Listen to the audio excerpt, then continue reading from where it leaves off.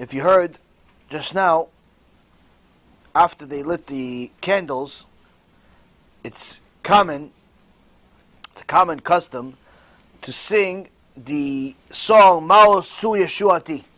Ma'oz Tzur Yeshuati. And then everybody forgets the words.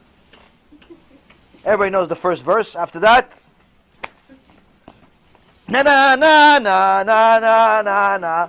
You know, nobody knows the words. Even though it's on paper, we still don't know. And then you read them and you have no idea how it goes with the rhyme. The next believer is like, stop it!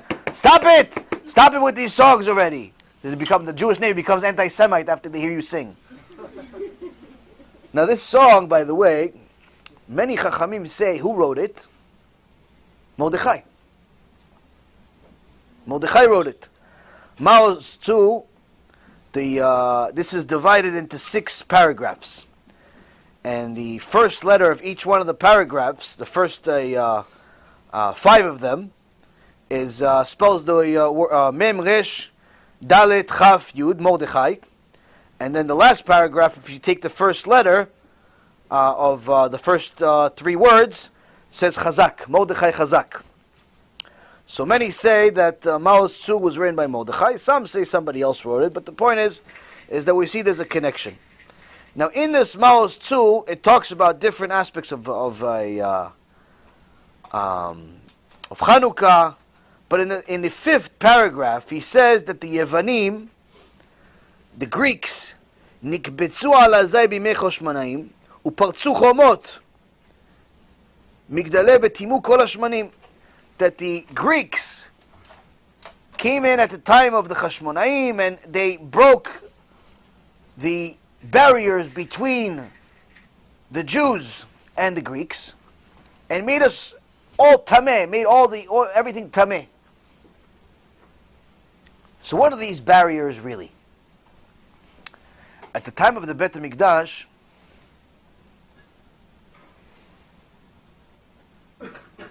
the Shlomo HaMelech wanted everybody to benefit from the Bet HaMikdash.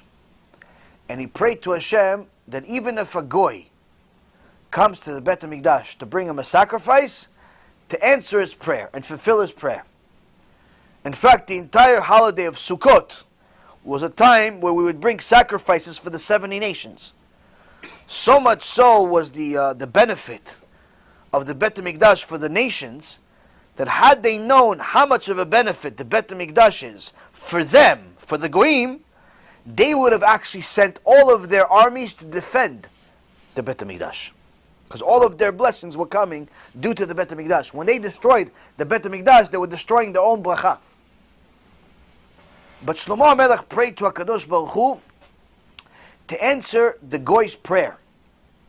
Always. If he comes to the Bet HaMikdash and brings a sacrifice. Even if he doesn't mean it. Even if he doesn't care. Even if he doesn't want to be there. But to answer his prayer also. Always. Why? He says so the Goy never thinks that the God of Israel is weak. So there's no Chilul Hashem. But whenever these Goyim would come to the Bet HaMikdash, they wouldn't be allowed to enter the Bet HaMikdash the same way as the Jews. There was a barrier that separated the place of the Goyim and the place of the Jews. Now this little barrier wasn't a huge choma like the Kotel. It was a tiny little thing. A few feet. You could look over it. That was the barrier that separated the Jews and the non-Jews. It's like lehavdil, but when you go to some park or something, there's these little things that separate the lines. And make sure that you're online, you're not all becoming one big mush of people just jumping on top of each other. You know, so they have a little thing that separates everybody. Similar to this. Small little barrier between the Goyim and the Jews. So there's no confusion. This is a Jew, this is a Goy, and so on and so forth. Because in those days, they actually looked the same. The Jews and the non-Jews. Everybody looked like they're the Rambam. Had tarbush on, had a gilma, that's it. No one looked like Shem Achem, what people look like today. So Shlomo HaMelech says, answered their prayers. Mordechai says, these Yevanim, these Greeks, they broke the barrier. What barrier are you talking about? This barrier, what? They could just hop over it. What break it? The barrier is tiny. It's not like a barrier that's supposed to, keep us away from them. It's just to separate, to know there's a difference. Mordechai says that's the difference. That's the point. What did the Greeks do? They didn't come with the sword right away to kill everybody. They broke the barrier by infiltrating into our Beit Knesset, into our school, into our community, into our living room, into our phone, into our job, into our mentality, into our heart. To make us want to be like them. Make us want to be like the Goyim. Now you have Christmas now. All of a sudden Jews have Hanukkah bush. They've already had Hanukkah bushes for 30 years. But now it's become a big thing. If you are going to celebrate Hanukkah, you have to have a Hanukkah bush. And chas v'shalom, you show up to Hanukkah without presents. Why? Because the Goyim have presents. The Jews have to have presents 8 days in a row. Now let's listen. Giving a little bit of gelt, a little bit of chocolate, a little bit of presents, $5, $10, $20 to your kids, no problem. But once adults start giving presents to each other, that's Goyish mentality. That's Christian mentality. That's the Greeks' mentality. You're now competing holidays. Why? Because they give presents because of the Yoshke. You're giving presents because of Chanukah. New Year's coming up. Hashem Yachem. What New Year? People are going to go out for New Year.